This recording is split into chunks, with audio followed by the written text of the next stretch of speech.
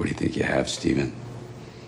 A troubled young girl tells you a story. A troubled young pregnant girl. Is that what she told you? Who needed cash for an abortion. What'd you do? You give her money?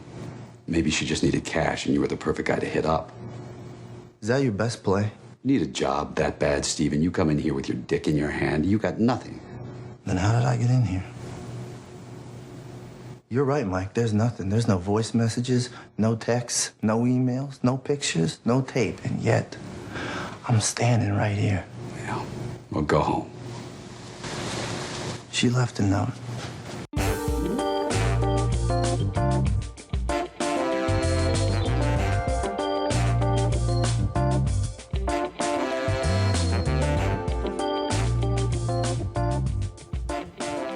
Hey there, welcome to episode 64 of Down to Watch. This is the podcast that asks the question, are you down to watch? I'm your host, Kahmeela, and there we talk about movies and music and TV and just general pop culture goodness. Down to Watch can now be found on Anchor.fm and Spotify, so please listen to it there because it really does help to support the podcast. And, you know, as always, this will be spoilers. This is not a spoiler-free podcast. We get into it and we talk about what the movie is that we're talking about. This episode, we are continuing the Hey Girl edition and where we're talking about Ryan Gosling, obviously, and his filmography. And my friend and Revisiting Sunnydale co-host Marcella is still on this journey with me. Hello, all. I'm glad you decided to go ahead and continue on. We've had a couple rough ones. This was a rough one. I mean, it wasn't rough, but it's just difficult because I hate political drama. Me too. Like, that's my least favorite, probably, genre of film. And mostly because I don't I'm not invested in any of it. I don't give a shit enough about politics to be really invested in a lot of what's happening. And, yeah, but the plus thing on this movie is that, it's such an A-list cast. It is an A-list cast. That it was fun to watch them perform. And so it didn't matter like what they were actually saying. Like I would watch Paul Giamatti go blah, blah, blah, blah, blah, blah, right. blah, blah. There was one point where Paul Giamatti was just like, this is how you act. This is acting, Ryan. This is how we act. Not whatever you're doing, sir. Just watch and learn. All right. And it was like, ow, okay. Because he does just like every time he opens his mouth, it's just like award. Right. Award. Exactly. Like so all right, so let's get into it. Ides of March is today's topic.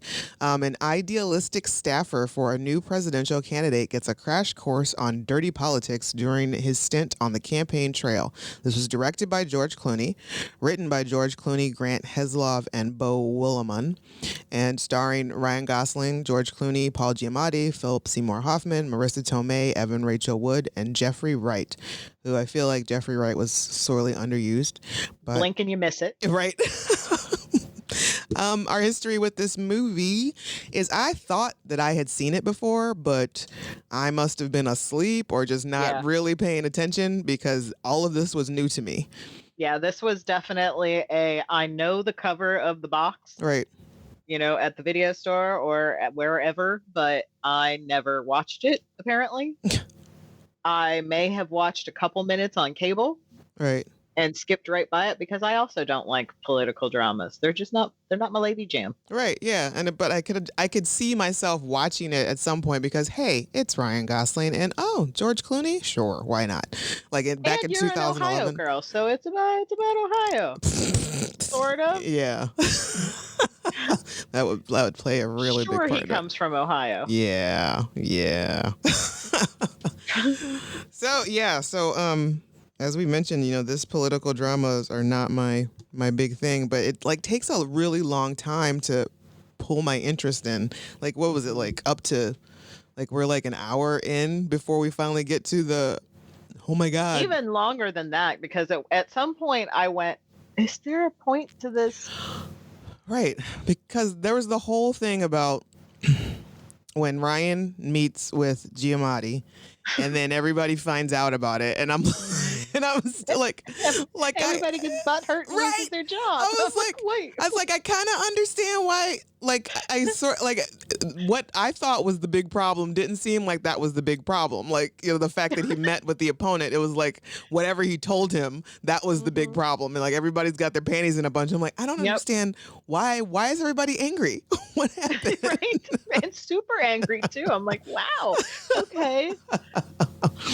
Right off the bat, there's maybe 2 women in this movie. Yeah. Maybe. We got Evan and Marissa.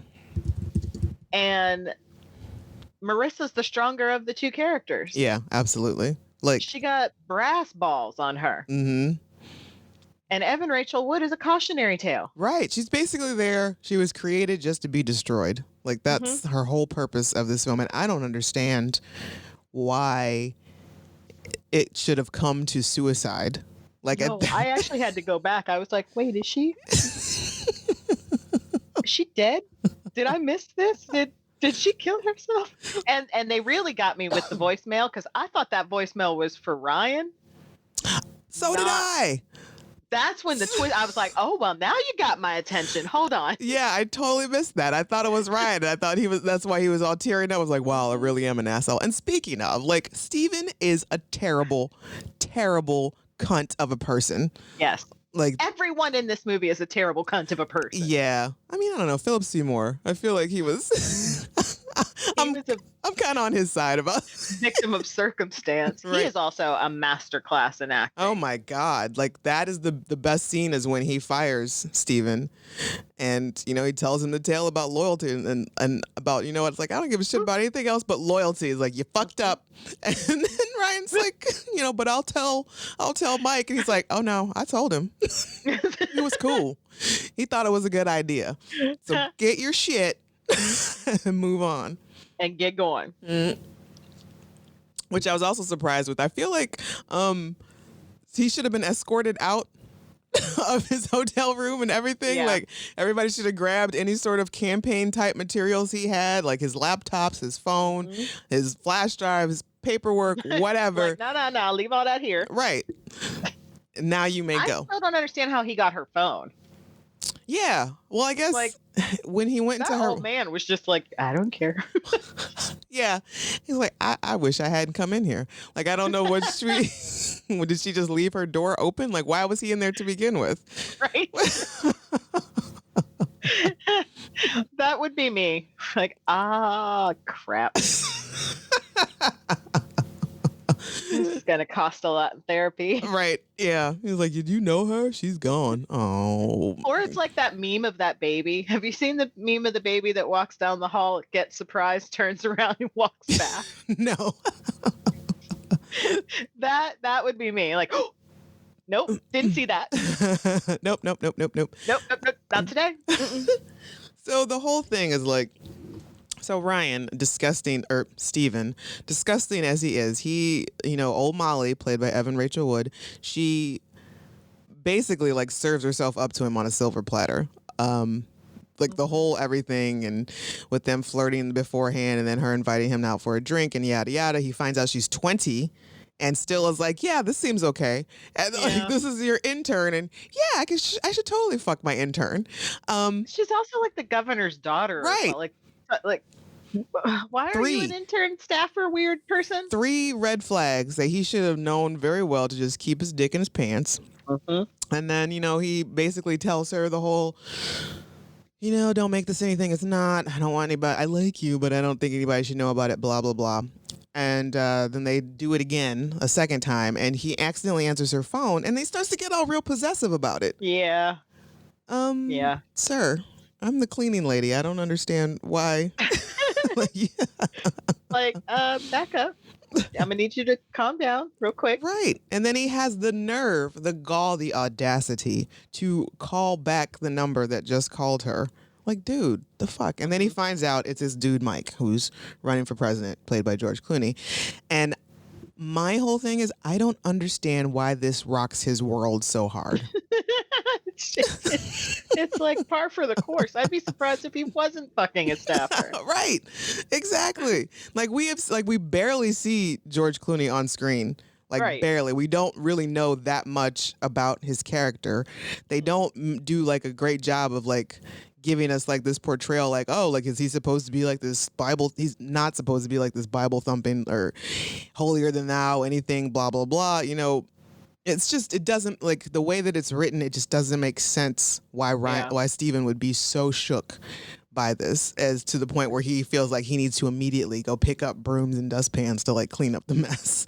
And be her savior. Yeah. There's so much wrong with this movie. Did you say he wrote this? Yeah, he was one of the 3 writers, George Clooney. Okay. So my big problem with this movie is I don't know enough about any one character to even care about what happens to them. Right. This is true. I can't get invested because I don't have enough backstory. I don't have enough current story. Mm-hmm. So I have nothing invested in what happens to them. In anybody, really, yeah. No. And like you said, like, blink, you'll miss him. Jeffrey Wright, like, he was on screen. He's introduced. It becomes important that they get his votes. And I'm like, but who is he? Why? Right. Why? Like, for why? How come? And then we see him again much later. And for whatever reason, he goes to Steven and he doesn't know that Steven had been fired. Do you not? Because I thought it was all on the news. Right. Did you not get the memo? Were you? And he's just like, I know, I'm just a pawn. Get it done by morning. Right. Or I'm out. Yeah. And that's the weird thing. Like, if politics is even a tenth of what they portray here, we're in trouble. This is a dog eat dog culture. Like, nobody and this is why I can't get myself invested in actual politics, because everybody's a fucking dirty liar. Yeah. They're all saying and doing what they need to say and do in order to get themselves on top. And so they can be the lawmaker, or they can, you know, have immunity and break and be the lawbreaker and without consequence. And it's just exhausting. And it's just like, I like to keep my shit real simple. Like, I will stick around in the politics of Hollywood and just like where it doesn't really matter.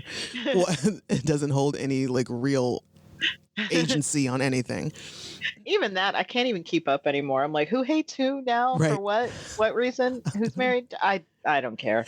I mean, I saw the thing the other day about Elliot Page identifying as trans now on a camera. I was like, well, I don't know who anybody is anymore. Who is Elliot Page? I don't know. Why is this such big news? And I was like, oh.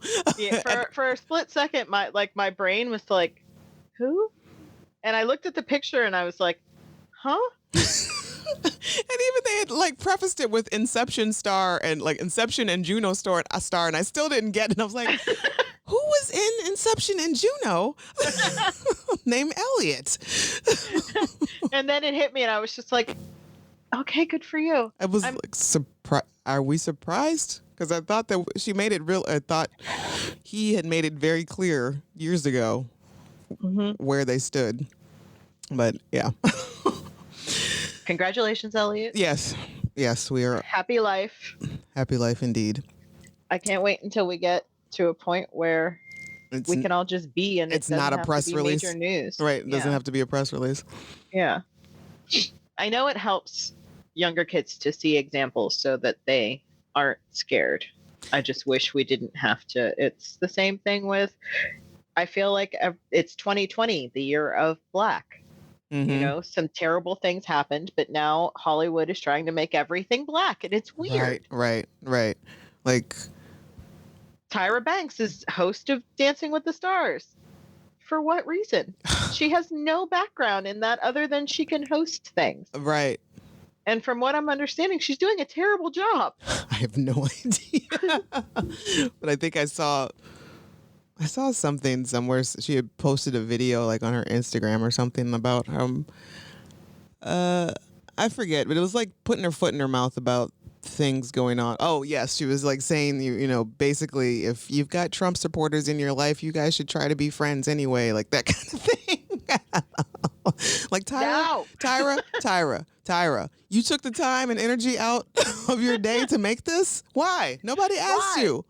Nobody asked. And I'm not saying like that, you know, Black actors and shouldn't be getting their due. They should, but it just seems a bit out of place. It's all throwing it on at once, like trying to put a Band-Aid on a boo-boo. Yeah, I'm seeing like you just mentioned on Pluto, it's like black movies, and now like Right. there's like I see that like on Comcast and on like Netflix, black movies, black. It's like yes, Yes, it's like yes, sigh. but it's not. They just shouldn't be just black movies. Like they have there's their own genre. Like it's a horror film with a predominantly black cast, or it's a thriller with a predominantly black cast, which Right. also again shouldn't be outside of the norm. It shouldn't be a special category. Right.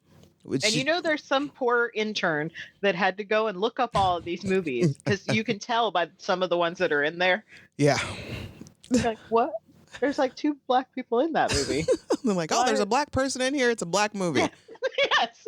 No. That's not how it fucking works. Like I understand the ones that there have been some platforms, and I don't recall exactly which one is Hulu, Netflix, or whatever, that has like actually taken some care into it and like black stories.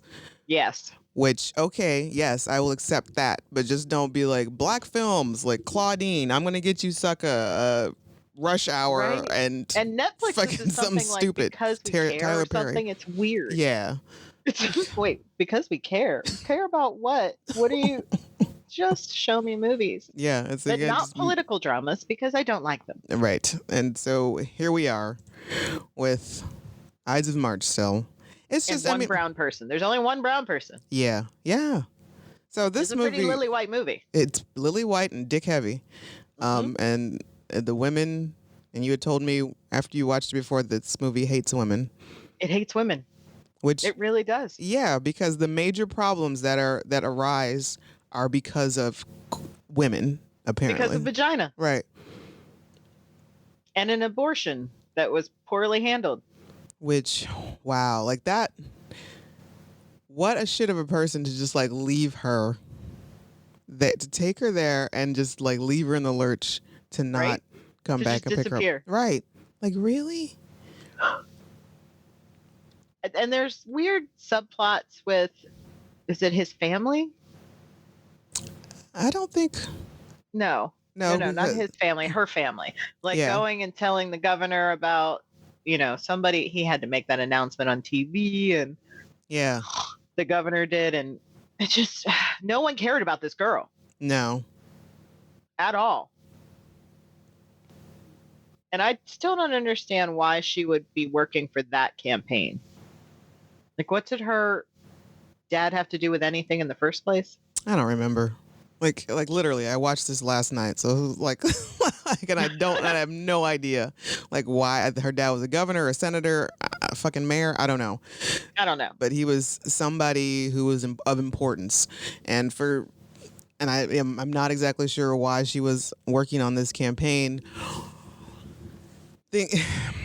There's a lot of question I would have been marks. happier if the story had been that George's wife had found out about it. Yeah, And she like deleted the messages and hung up wouldn't answer the phone because she had to do what was best for the campaign. That would have made me happy. But we Right. don't even see his wife very often. she's like, I think she has like 4 lines Mhm. inside of the back seat of a car with George, and they're forgettable. Like it's not, Absolutely forgettable. and So they this didn't movie do is it how long? Like 2 hours? 2 hours, It's like an long. hour 53 minutes. Yeah, they didn't do a really good job of trying to establish any sort of good character for Mike, for George Clooney's character. Like, it would have been much more shocking if we had if it was just like this whole big play on how important his family is or how important his religion is. How, I understand like at the end there's like there's like we're listening to his speech talking about dignity and integrity and all that stuff, but it just it wasn't played up enough No. to make this be such like a big deal. Not to mention the fact, so what? You Right. got to staff her pregnant. Yep. Donald Trump literally said you can grab women by the pussy. Right. Like it's Like, I would be our real world examples have blown this Yeah. situation out of the water. right. Like this is like it's surprising to find politicians that are faithful to their wives. who aren't Right. doing dirty shit. It's like, oh, wow. Shocker. Like that's real. That's the plot twist there. You mean he didn't cheat on his wife? Like, Woo. what? But the one thing this movie does have going for it is there are phenomenal performances. Dude, like you said, Giamatti showing Ryan how to act. Like, Ryan does a good enough job holding his own a little bit. A little bit. Like when Giamatti is not directly in front of him. He has this look on his, like, his brow is furrowed the entire time he's with Giamatti, and it's just like, God damn it. Am I supposed to look this confused? This man is brilliant. That's just the whole face he has during every scene with Giamatti. And then you've got Philip Seymour Hoffman, who is underused. And the best thing about the late Mr. Hoffman was that it was effortless. Like, half the time he barely is speaking at an audible level. Or even like moving. Because I noticed that there's a lot of times, a lot of movies, like his constant stance is him with his arms folded across his belly. And with just a like self-hug. Right. Just kind of sitting there with a slight lean. Like, I guarantee in every movie this man has done this pose. Yep. This is just like him just coming in. It's like, you know what? Let me just knock this out the park real quick. Like, and then George Clooney, I've seen him do better. yeah. Even at the end where supposedly the mask comes off, where he's negotiating with Ryan, it's like, there's no tape or there's no note. There is no note. Hey, she ain't got shit. You got a note though? Did you see a note? It's like, you're caught. Just admit you're caught and give him whatever you want. And like, that should have been a huge like, oh yeah.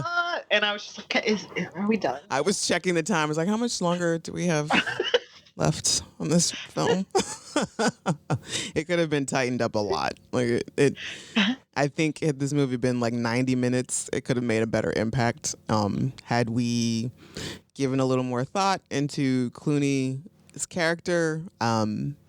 Because, I mean, you know, we got our main guy that we're following around, Steven. We find out that he's a real dirtbag, like just a terrible, terrible person. And that doesn't, like, really fuck up the film at all.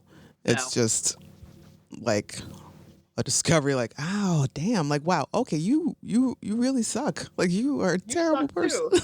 I had some hope that you weren't going to. Nope, you suck too. Yep.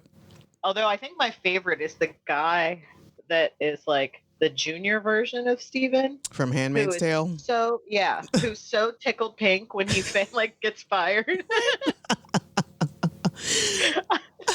He is so happy. Like, yep, you're a piece of shit too. I don't know why I'm surprised. Everyone in this movie is a piece of shit. Exactly. And when he's telling Evan, Rachel Wood, like how it went down, it's like, oh, he's like, he runs out and he's like saying he's gonna take everybody down with him. I was like, where was that scene? Because we didn't get that. Where was that Jerry Maguire scene? I would have loved that. It's like, I would have liked to have seen him like lose his shit and like start tossing stuff around and talking about how he's gonna turn everybody, like take everybody down with him. That would be cinematic genius. Yeah, because he didn't get above like a 5 on the emotional level in this movie. No. He was just so chill.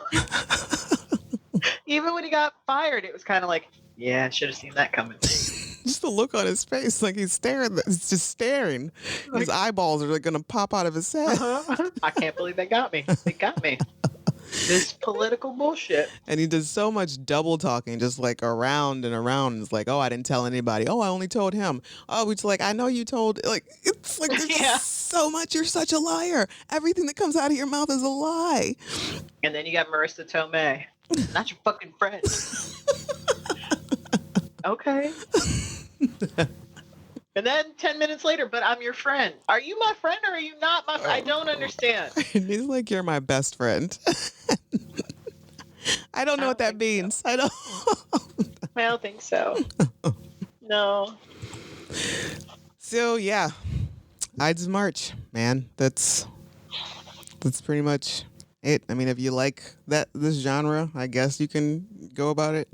So some fun facts about it, which isn't a lot. There's like really one thing that I found that I thought was interesting. It was that Leonardo DiCaprio dropped out of the role of Stephen Myers, but he stayed on as executive producer, and Chris Pine was then considered before Ryan Gosling was cast.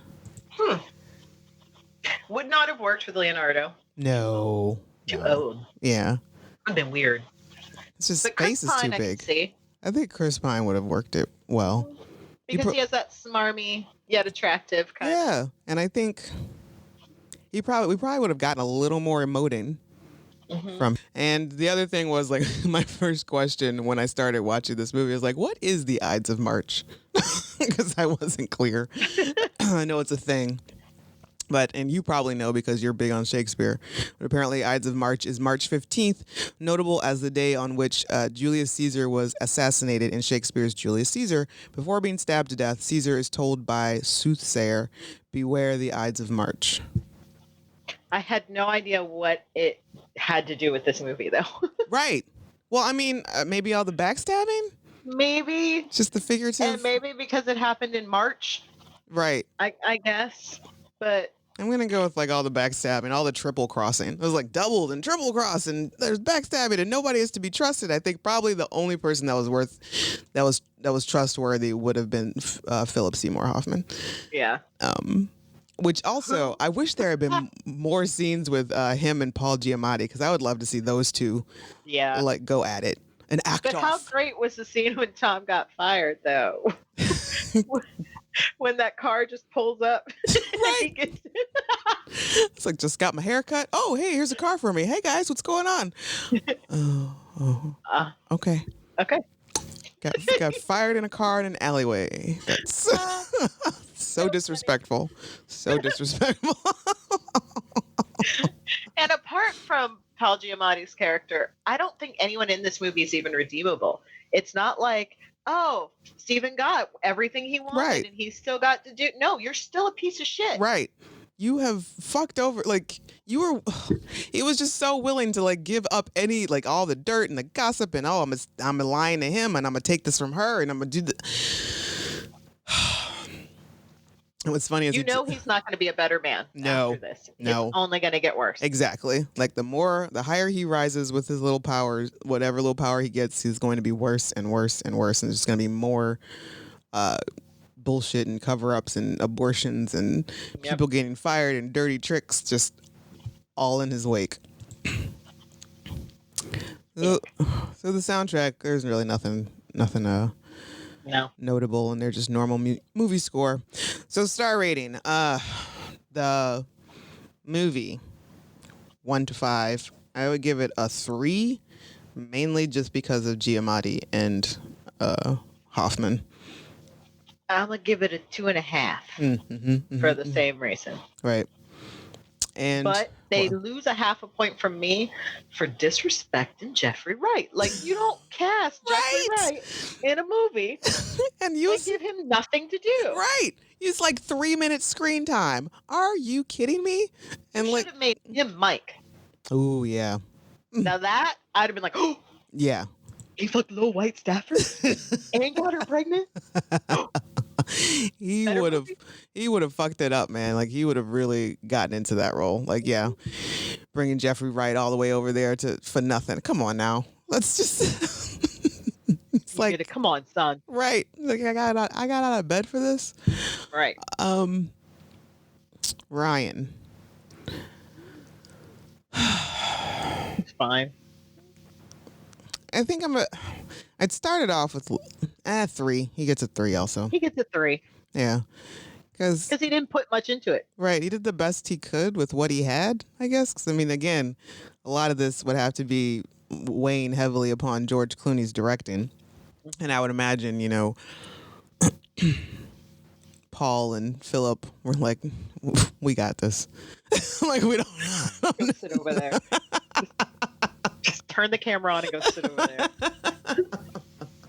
Don't turn it off until I tell you. Right. As where Ryan is more like, oh, love me. What do I do? What do I need? What does my character want in this scene? Like, give me everything. So yeah. How do you direct yourself? I don't know, man. Like that's gotta be difficult. Which I would imagine why he's barely on screen. Mm-hmm. But again, Stop fucking it up, George. stupid. Is he yelling at himself? Yeah. Like he should have been. He really shouldn't have cast himself. No. In this role. No. Because I have seen other things that he's directed, and I've enjoyed it. Mm-hmm. He's not a bad director. I just Nothing really comes to mind, like with what else he's directed. I know that the trivia said this was the only thing he directed that was in present day. it was that one movie that starts with an S. Syria? Yes. Did he Or direct that? Syriana or whatever the fuck. Yeah, Syriana.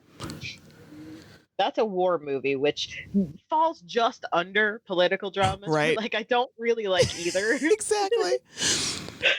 No, he did not direct that one. Oh, wow. I thought he Directed did. Good Night and Good Luck, Confessions of a Dangerous Mind, That's a good movie. Suburbicon, and Monuments of Men, and Letterheads. Suburbicon was good.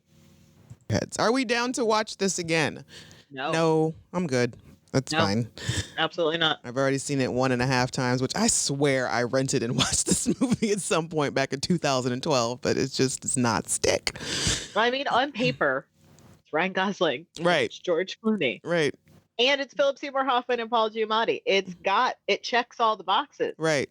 And then it swiftly unchecks. But once you get there, it's like, I was wrong. I was wrong. But if you, kind listener, are interested in watching Ides of March, it's free on Pluto TV right now, if you have that, which I don't see why you wouldn't. I think it's very accessible, very easy thing to get into. And yeah, I'm sure it's like everywhere else to like pay for it to rent, like $3.99 on iTunes, just Amazon. So you know, with Pluto, y'all are going to be watching the same 5 commercials. Yes, Pluto has commercials, and it's just 5 of them for each. But I mean, it's free. Break. What do you want? Right. Yeah, Go after a while. Go to the bathroom. Whatever. Yeah, sometimes you need that break. You need a little break. So this movie does not pass the Bechdel test. It is like have at least 2 named women in it. Yeah, they need to talk to each other. Nope, and we're done. Nope. So, which George, do better. This movie wipes its ass with women. Like they treat her terribly. They speak to her terribly. Yes. It's just I've never seen women treated so like straight up like they are in this movie. It's awful. Yeah, I feel like Jack the Ripper has treated his victims with more respect. Well, yes, than this movie does. I mean, this poor girl. And then when she dies, it's like no one even cares. No, it's still like it turned into like another mess. And even like Philip's character, after the funeral, Steven's like, why are you here? He's like, oh, I'm old friends of the family. The fuck? I've known her since she was. Isn't he like her god? Right. I've known her since she was born. What? Shouldn't you be digging in his ass right now? Right. Like you've known her, or just like knew she existed? Like have you did like if you have even remotely known her, damn. Well, yeah. So now we've got go to the Gosling gauge. There's a certain types of characters that Ryan tends to gravitate towards, and this one is kind of out of the norm of what he does. Does he sing or dance? No. Mm-mm. I mean, clearly there's no place for it in this film, but still, no, he doesn't. I mean, we could have had with a cute little scene with them dancing around in the hotel room, having fun with each other, but no. Or even at the bar, he could have sang a couple notes of something that was on the jukebox, but no. Is his character eccentric? No, he's just an ass. Just a dick. Did he disappear into his character? No. No. Because I'm just there was no character to disappear into. Right. I'm just like, it's still Ryan. I mean, he looked great in the entire film. Like, he looked awesome. A man can wear a suit. Yes, he can. He's very good at it. And even like his little glasses that he had, like those, he looked so good in those glasses. And his character smug level, 1 to 5. 5. 8. Yeah, he was off the fucking charts. This guy was awful. Like, this might be the worst character in terms of like morality that he's ever played, and that includes the little murderer in Murder by Numbers. And there's so much cursing in this movie, like just random Quentin Tarantino level cursing for no reason. So with all that said, let's read from the Book of Gosling, 100 Reasons to Love Ryan Gosling. Number 61. He's the only guy who can make having a relationship with a life-size doll uncreepy. And he does it while sporting a weird-ass mustache, and his name is Lars. This is true. I still have not seen that movie. Damn it, Marcella, watch the movie. I know. I need to get on that. I need to watch it. It just doesn't fit. Is it a holiday movie? Is it like what? There just seems no appropriate time to watch it.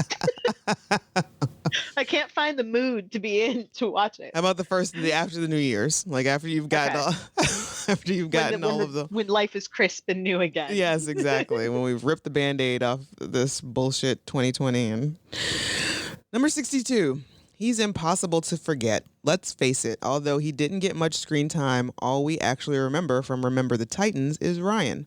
Apparently, the movie's a super serious dissection of racial tension in sport, but all I recall is Rai-Rai's cute and camp dancing in the locker room. I mean, it's not 100% true.